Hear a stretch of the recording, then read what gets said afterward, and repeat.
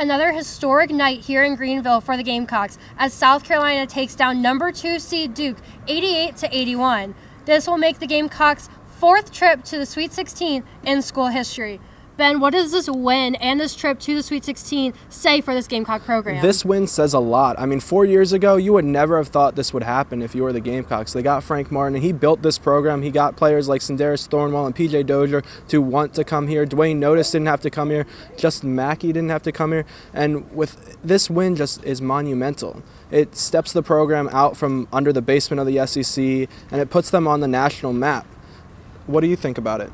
I think it's huge, and also both the men and the women are in the Sweet 16 at the same time. And that's huge for the university, and it says a lot about what Don Staley and Frank Martin have done for their programs. Exactly. Both those coaches are phenomenal. Don Staley is now the U.S. women's national team coach, and Frank Martin is hopefully going to be re-signed in the near future because he's done wonders for this program. And he has an SEC Player of the Year in Sindarius Thornwell, USC's first ever SEC Player of the Year, and they've made the Gamecocks have made the SEC look at them differently, and the country look at the SEC differently as a whole. You know, it's not just Kentucky, it's not just Florida. South Carolina is making a name for themselves on the map. Exactly, and if you think about it, everybody talked about the ACC this year, but only one team, that's UNC, who struggled against Arkansas today. Only one ACC team made it through to the Sweet 16. The SEC has 3 teams in the Sweet 16. Now, looking back at Sunday's game, what do you think were the keys to their victory?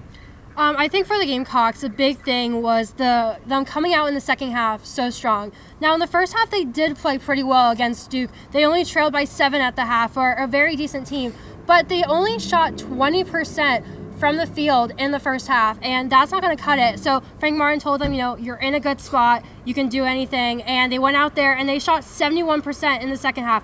Huge improvement, and you could see the fire that was in them. Exactly. They were shooting a god-awful 7 of 35 in the first half, but they were only down 7 points because of how great their defense played, and that's another strength we'll get to for the Gamecock team moving forward. But in that second half, just like in the Marquette game, they poured it on, and they could not miss. They started attacking the basket, which is crucial for the Gamecocks because it opens up more space on the floor for Notice to hit his threes or for PJ to drive and hit his mid-range jumper. So for me, that is critical as the Gamecocks are moving forward.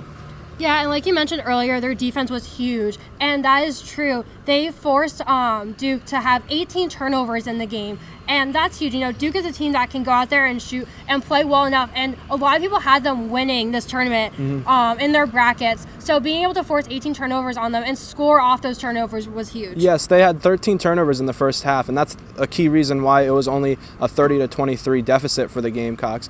Duke is a phenomenal team. They were on a tear heading into the tournament, and when you play a team like Duke, you have to be able to stop the 3-ball, and that was what the Gamecocks were able to do in the second half. But what was more important for the Gamecocks in this game is that Duke got in foul trouble rather quickly, and their guards like Kennard and Grant they weren't able to finish the game. Yeah, and like you mentioned, foul trouble, the Gamecocks are going to have to work on that and stay out of foul trouble moving forward. Both PJ Dozier and Mike Coatstar fouled out in Sunday's game, and that's something you can't have, especially with PJ Dozier, you know. And he even said post-game that, you know, he was not happy with that, and he wanted to be on the court for when the game ended, and that's something you're going to have to work on. Exactly. PJ was talking about how this was the most memorable moment of his life so far, and it killed him not to be on that court. But PJ had a great game in his own right. He had 11 points. He was passing the ball very well, and he had great defense on both Jason Tatum and Grayson Allen at times.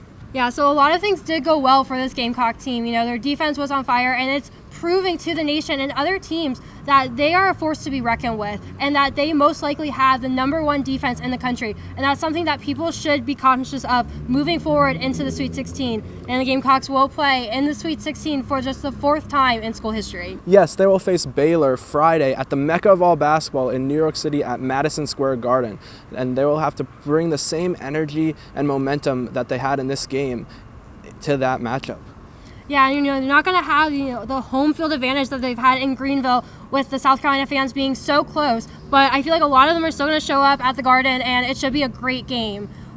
From Greenville, I'm Claudia Chakamian. I'm Ben Parsons. I told us we were in a great spot. I think we were down by 7 at halftime, and like I said, he put 7 for 35 when we shot from the field in the first half. He said, if that's what we're shooting, we're only down by 7, thank the Lord. And when he said that, it also gave us some confidence to come out here and make sure that we attack the paint and make sure that we make some open shots. We were number 1 in our conference for a little minute, and I feel like, we're a lot better than what people think we are, and I feel like we deserve a lot more credit than what we get. Only for these kids that on that platform against Duke, we don't have to talk about how good they are, that they were able to perform the way they did, but we haven't arrived.